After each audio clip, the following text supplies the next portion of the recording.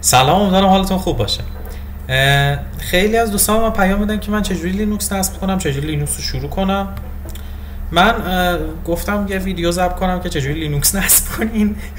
خیلی ساده است، خیلی مهمله و خیلی کار خاصی هم نداره. البته بعضی از دوستان مثلا که یکم دوست داشتم بدون توضیح دیگه چجوریه، من گفتم مثلا این توضیح مخصوص چجوری نصب کنیم. ولی خب من گفتم یه ویدیو ضبط کنم که اوبونتو چجوری نصب میشه. خیلی هم خفن نصب میکنیم یا هر چیزی یا هر مسخره بازی که من الان میخوام بگم. ولی برای شروع حالا نیازی نیست حتما رو ماشینتون نصب کنین، رو ماشین ریلتون که دارین استفاده روزانه ازش میکنین میتونین روی ویرچوال باکس نصب کنین و خیلی هم خوبه. پیشنهادم اینه که بعدا میتونین تو ماشین رو ماشین معمولی و واقعی هم استفاده روزانه نصب کنین و لذت ببرین. توی سایت FOSS یه دونه مطلب من پیدا کردم 3 اپریل 2023 نوشته، خیلی خوب توضیح داده این که چجوری نصب کنین، حتی عکس گرفته از صفحه بایوس و این صحبت ها UEFI یا اینا و وارد بخش مطابق خیلی خوب توضیح داده. اینا میتونید واردش بشین itsfoss.com/install-ubuntu/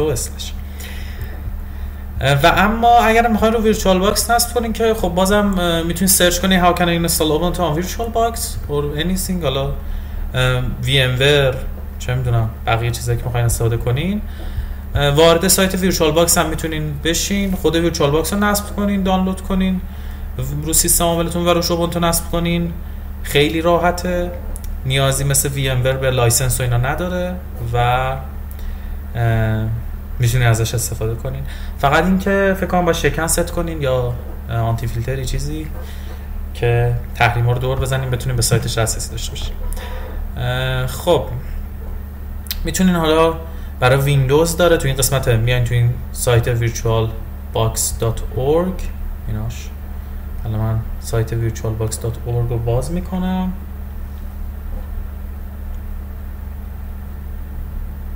خب ایناش باز شد. میرین این قسمت دانلود. آره اینجا برای ویندوز، مک او اس، لینوکس، توزیع لینوکس، سولاریس هم که چون اوراکل گرفته و اینا برای لینوکس میاین مثلا میگین که روی چه میدونم فدورا یا دبیان چطور نصب کنم، یا مثلا برای ویندوز هم که اکثر دوستان هستن پیشنهاد میدم بیاین لینوکس. ولی خب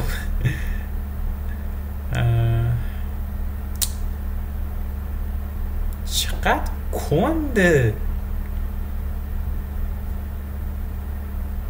آره خلاصه از سایت واسط و سالس و اینا میتونیم بگیرین و هر کار دلتون خوب بکنین. ویرچوال باکس رو نصب میکنین، نسخه ویندوزش هم یه فایل اگزست دیگه میدیم بهتون نصب میکنیم.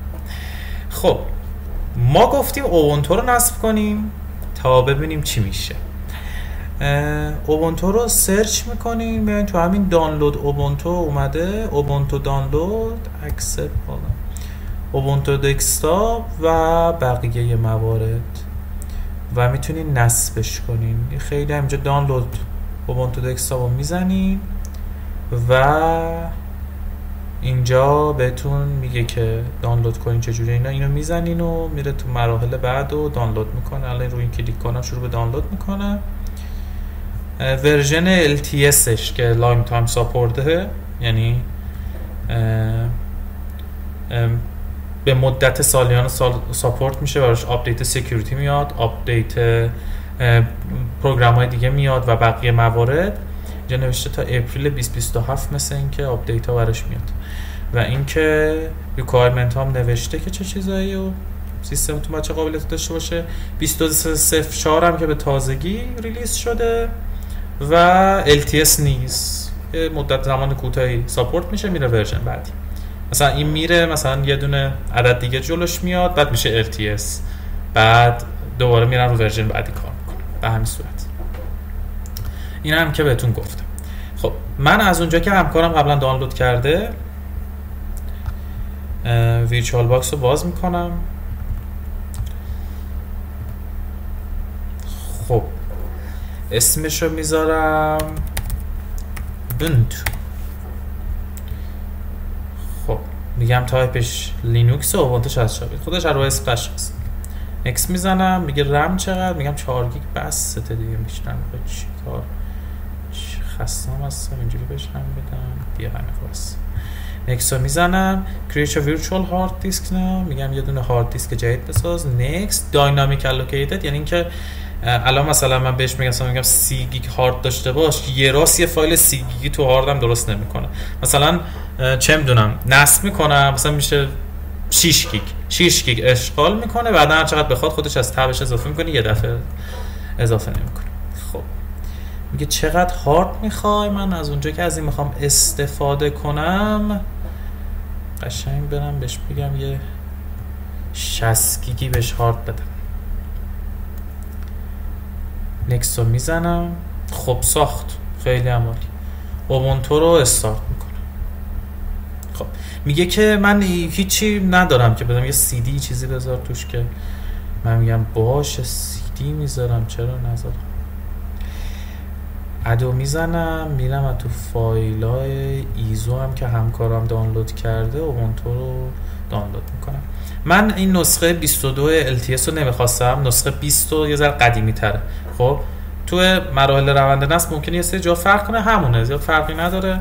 حالا اینو داشتم گفتم همین الان میخوام استفاده کنم، ضبطم کنم شما نشون بدم. چوز میکنم، CD رفت داخل. خب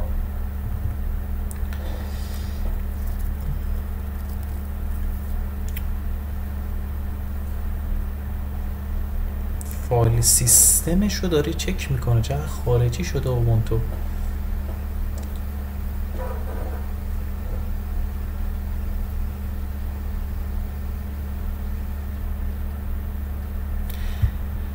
و اینکه تا این داره لود میشه، یادتونه گفتم اینجا میتونین به داکیومنتش مراجعه کنین به FOSS.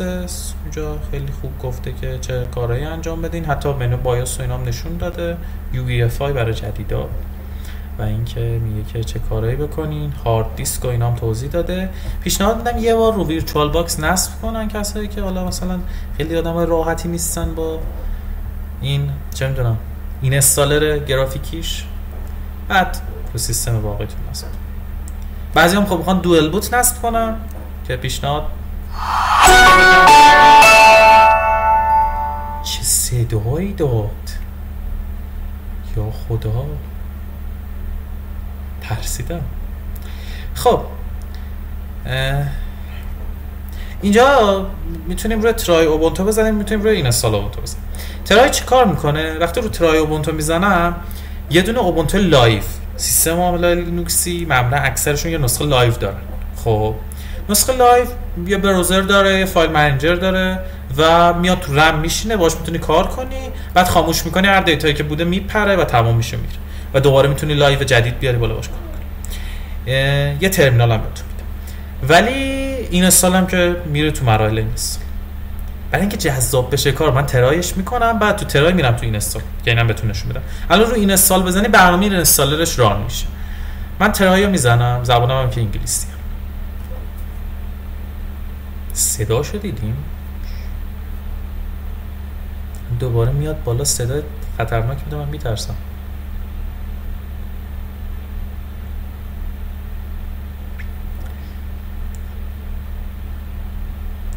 این گرافیکش هم که میبینین کوچیکه، به این دلیله که تو ویرچوال باکس وقتی که نصب میکنه آدم باید نرم افزار گست ویرچوال باکس رو، یعنی اون نرم افزار کلاینت ویرچوال باکس، مثلا برای ویندوز یه دونه فایل، برای لینوکس یه دونه فایل، اینو نصب میکنی اونو روش و گرافیک رو اندازه میکنی.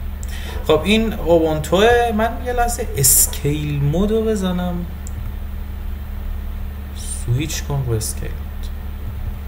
بله میبینین که گرافیکش کلا به فنا رفت، ولی اندازه صفحه شد. من دیگه میبینم چه خبره. میبینین که خیلی بامزه است. تو ستینگ میتونیم بریم، کلی چیزا باحال داره. اینجا اپلیکیشن ها رو نشون میده. همینا رو میتونید تو نسخه لایو استفاده کنیم. مثلا چیز داره، چه میدونم لیبرا آفیس داره، میتونید تو نسخه لایو استفاده کنین و اینها فایلاتون رو ببینین.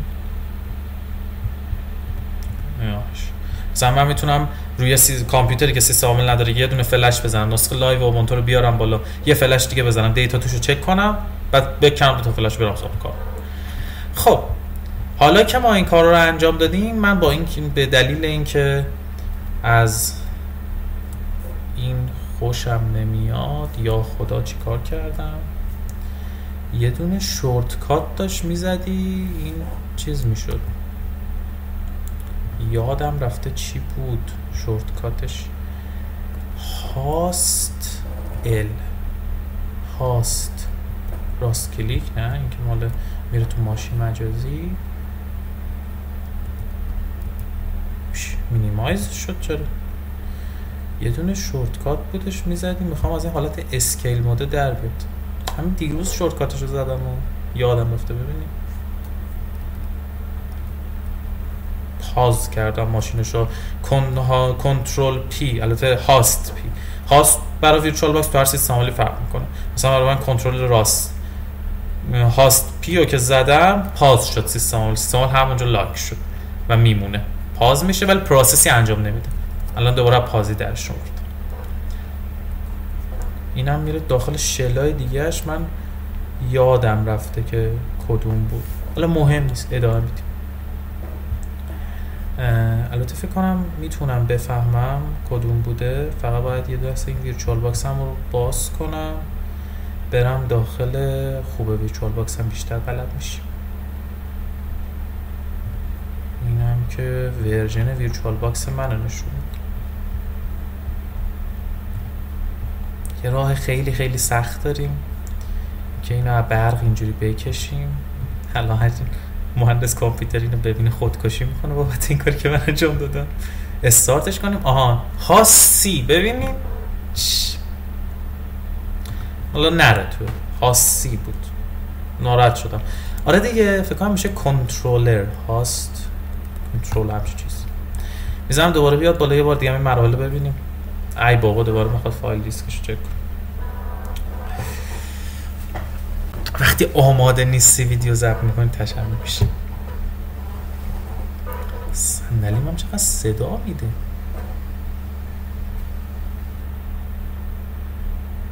No error found.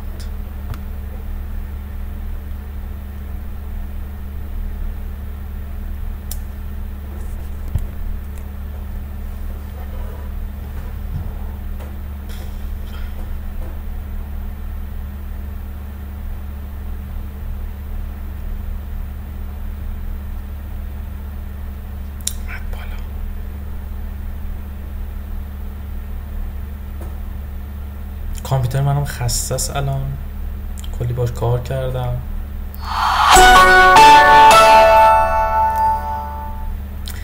آهنگم زد برامون. خب من ترایش رو زدم، دیدین دیگه.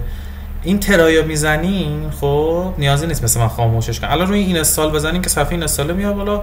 الان ترایو اگه من یه بار دیگه هم براتون بزنم، میخوام یه چیزی بهتون نشون بدم. بعضی مثلا این میترسن، من واقعا نمیدونم چرا اینجا چرا اینجوری شد. محمله دیگه، اتفاق خاصی نیفتاده، میتونی از یه ور دیگه به سمتش.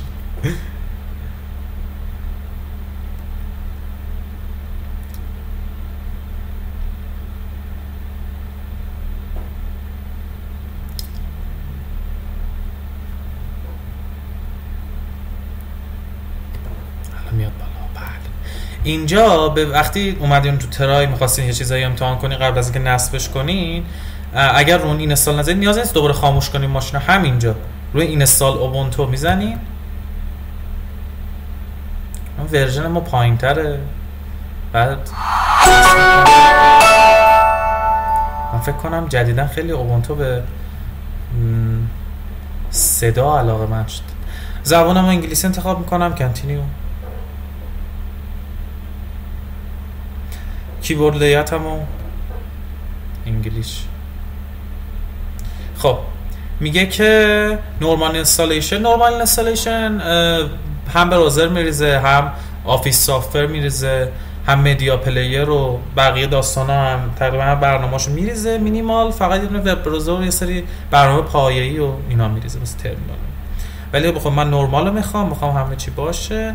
میگه دانلود کنم آپدیت ها رو وایل اینستالینگ اوبونتو. با توجه به سرعت خیلی خیلی خوب نت ما اینو برمیداریم. این استال ترد پارتی رو حتما بزنیم برای اینکه مثلا این چیزایی مثل MP3 و مدیا فرمت ها اینا رو براتون دانلود کنه.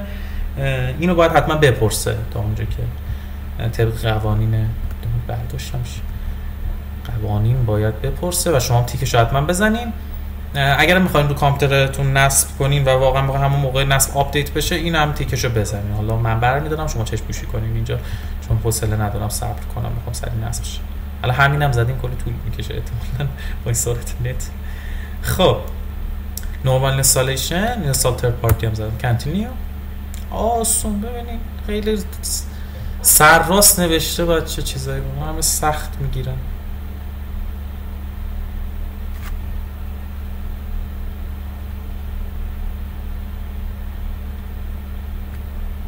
خب میگه که something else و erase disk and install ubuntu. erase disk and install ubuntu کل هارد رو پاک میکنه و اوبونتو رو نصب میکنه و خودش هم پارتیشن بندی اینا انجام میده. something else شما باید خودتون پارتیشن بندی انجام بدین و اینکه کاری هم نداره پارتیشن بندی انجام دادن. اگر یه روز حالا قسمت بود من ویدیو در مورد پارتیشن بندی ضبط میکنم ولی تو اینترنت هست میتونید سرچ کنین. ویدیو هم دوستان متفاوتی ضبط کردن خیلی هم خوب ضبط کردن بهتر از من ویدیو ضبط میکنم میتونید اونا هم ببینید. منم که روی ویرچوال باکس هاردش هم ویرچواله واسم مهم نیست. ایریس دیسک رو میزنم این استال نه. دقت کنیم اون ایریس دیسک همه دیسکو پاک میکنه یه پارتیشن میسازه و خودش این کارو انجام میده یعنی کل هارد فرمت میشه. اینو بگیم اینجا 2 روز دیگه میزنن بر رو کامپیوتر خودشون بعد همه عکس و فیلماشون میپره و میان به من میگن وای چرا اینو گفتی. نه گفتم دیگه پاک میکنه. میگه که من میخوام اینا رو فرمت کنم. این SDA و منظورش اون هارد دیسکه و اینکه از ext4 مثلا میخوام فرمتش کنم که یه دونه فرمت پارتیشن بندی برای لینوکس. کانتینیو میزنم. همچنین تون کانتینیو شما میتونید بزنید. من همش وای میسم توضیح میدم. خب فهمید من ایرانم از رو آی پی احتمالاً فهمیده. کانتینیو میزنم. خب میگه نیمت چیه؟ نیممو وارد میکنم.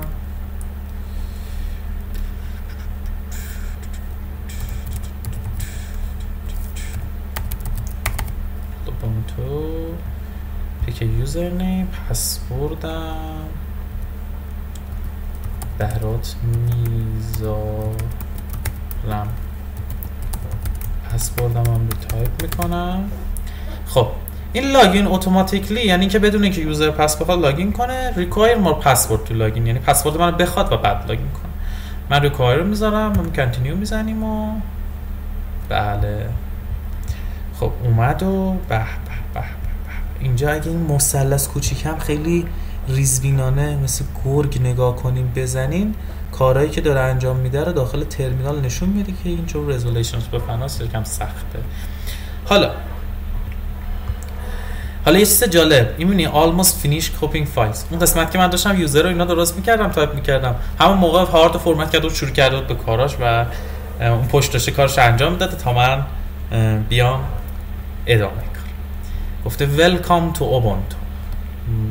من نرم افزارا رو میتونی تو استورم پیدا کنی نصب کنی دیگه. موزیک میتونی با من گوش بدی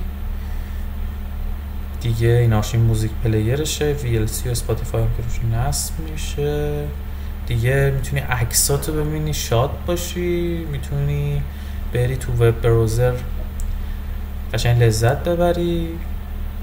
تو وب لذت ببری. میتونی با آفیس تقریبا هرچی میخوای و البته یکم خالی میبنده اینجا everything you need for office ولی خب بالاخره و لیبرا آفیس داره و اینکه دیگه تنظیمات و اینا هم داره نشون میده و همین.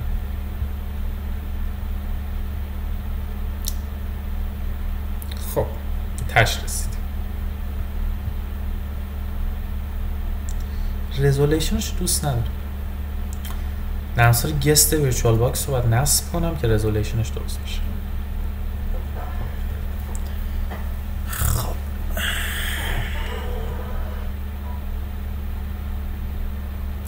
6 ثانیه 5 ثانیه تا این نصب میشه. من یه سر بلند میشم میام.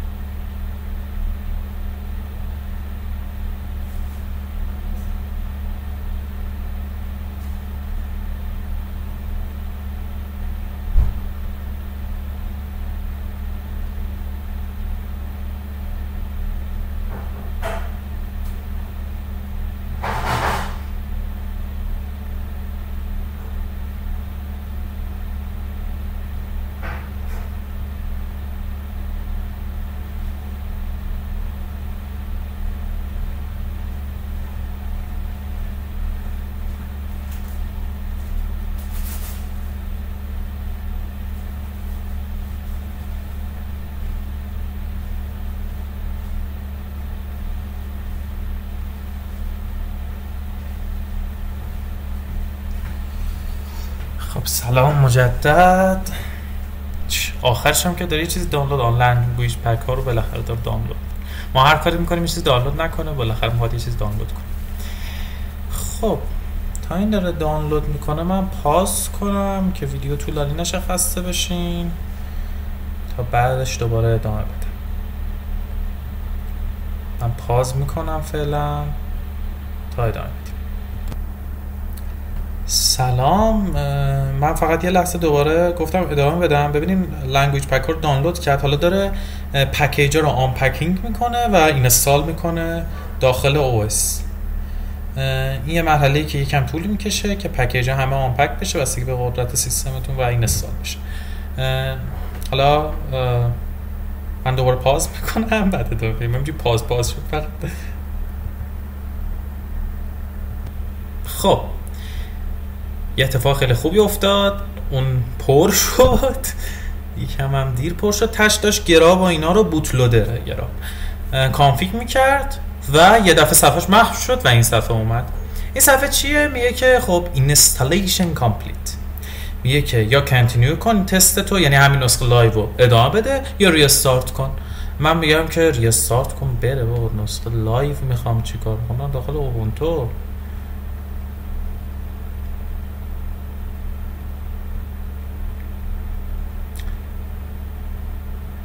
میگه که برای اینکه اون فایل اینستالیشن CDR بیاد بیرون اینتر رو بزن. اینتر رو زدم، ویژ از کیس اومد بیرون، CD برداشتم، CD رو زدم رفت کیس 2 تا این داره این کار رو انجام میده.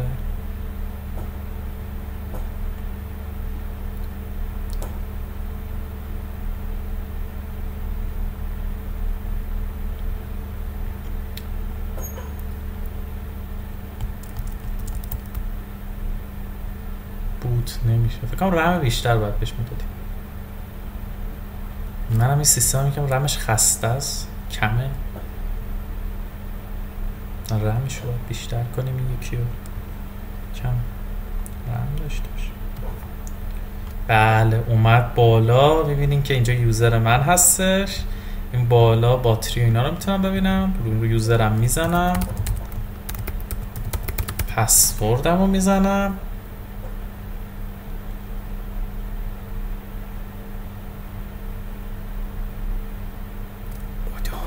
بیا بالا، بوده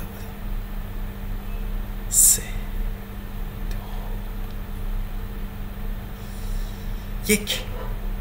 یس، ما تونستیم اوبونتو رو نصب کنیم، اومد بالا و لذت ببریم. اولش میاد میگه که آقا با آنلاین اکانتات گوگل یا مایکروسافت یا خود اکانت اوبونتو وصل کن. من اسکیپ میکنم، لایف پچم نکس میکنم، اینم میگم هیچی برای اوبونتو نفرست، شما میتونید روی اس بذارین بفرست. ریپورت ها میکنه باگ و اینا رو با اوبونتو، باعث میشه که ما بتونیم به کانونیکال کمک کنیم که اوبونتو رو بهتر توسعه بده، به کامیونیتی اوبونتو. کانونیکال فقط یه ها نکست رو میزنیم و میگه که لوکیشن سرویس رو روشن کن، موزیلا استفاده کنه، روشنش میکنیم مثلا استفاده کنه. و این که میگه که برنامه‌ای که دوست داری رو نصب کن. برنامه مشهوری هم الان اینجا هستش، مثلا لوگاش لود نشده، الان لود میشه. دقیقاً این اتفاق برای من افتاد. به چه دلیل؟ چون که من ورژن قدیمی‌تر اوبونتو رو داشتم و این اینستال کردم. میگه که تو اوبونتو 20 تا نصب کردی، اوبونتو 22.04.2 LTS که همون که به شما نشون دادم دانلود کنید در دسترسه. میخوای آپگرید کنی؟ میگم که don't upgrade. میگه که you have اینو برای من، به شما بهش کاری نداشته باشین، اهمیت نده، شما آخرین ورژن رو نصب می‌کنی. این ورژن قدیمی‌تر که نصب کردم به این دلیلی که من ورژن قدیمی‌تر نیاز داشتم به دلیل یه مسئله می‌خوام یه چیزی تست کنم و به خاطر همین نصب کردم، وگرنه اون دانلود کردم نصب. این استالش فرقی نداره. خب عین همه اوبونتو چندین سال این استالش همینه، کلا این استالر همه لینوکس‌ها تقریبا شبیه همن و این شکلیه. فدورا اینا یکم فرق میکنه، خیلی هم اونام آسونه، اونام میتونی نصب. برنامه مشهوری هم اینجا اومده چون که نتمون خیلی خوبه. اینجا لوگاش لود نمیشه. کد VS کد منظورش، اسپاتیفای، اسلک، پایچارم کامیونیتی، اندروید استودیو دیگه. بقیه موارد دانو میزنم. میگه که آپدیت باید بکنه 600 مگابایت. این نتیجه چیه؟ نتیجه اون تیکه که نزدم. اون تیکر رو بزنین 600 مگابایت رو در حین نصب دانلود میکنه و خب طبیعتا سریع دیرتر تموم میشه با توجه به سرعت نتتون. من اینو میذارم remind me later و later درست گفتم یا نمیدونم تلفظم زیاد خوب نیست. و اینکه اینم از اوبونتو. الان من اگه بخوام یا ترمینال لانچ کنم کنترل آلت تی میزنم و میبینیم که به سودومونم باید کار کنه. الان سودو اپت سودومونم کار میکنه. چه توضیح بود من نصب کردم با سودو هم دستی براش پسورد ست کردم؟ برای چیز؟ برای اوکی ولش کنیم، شما به این مسئله توجه نکنید، من دوباره دارم بلند فکر میکنم. خب میبینین که منم الان یه سری کامنت زدم و اینا مهم نیست دیگه. حالا کامندا رو میتونین خودتون برین سرچ کنین، یاد بگیرین، شاید هم با هم دیگه یاد بگیریم که چند تا چیز ساده بعداً در آینده. من خیلی خوشحال میشم بگم. شاید همین امشب انقدر جوگیر شدم ویدیو ضبط کردم برش. ممنونم ازتون.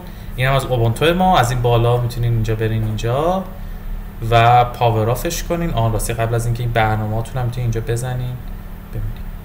یه دونه کلیدی هم داره این تو اوبونتو به اسم کلید سوپر. کلید سوپر چیه؟ همون کلیده که شما بهش میگین کلید ویندوز. میزنین روش، اینجا میاد بالا. مثلا من میزنم دیسکس، برنامه دیسک هم میاد باز میشه.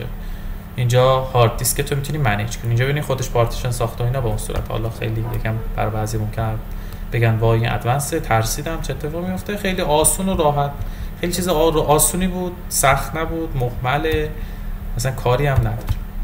من اینجا روی این میزنم و پاور آفش میکنم. خدافظ. برم که دیرم شده من.